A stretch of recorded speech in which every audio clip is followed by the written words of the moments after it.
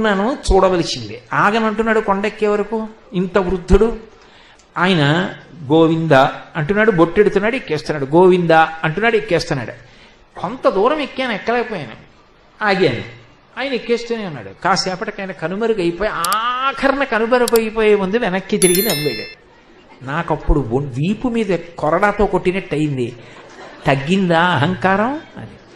స్వామి నటించుచుండు ఈ శైలమందు ఎక్కడ చిన్న అహంకారం వచ్చినా దిద్దడానికి సిద్ధంగా ఉంటాడు. బహుశः ఆయనే ఆ రూపంలో అలా ఎక్కాడేమో. కాబట్టి గోవిందనామముల్ గొంతెత్తి పాడుచు కొండెక్కు భక్తుల గుంపులొకట.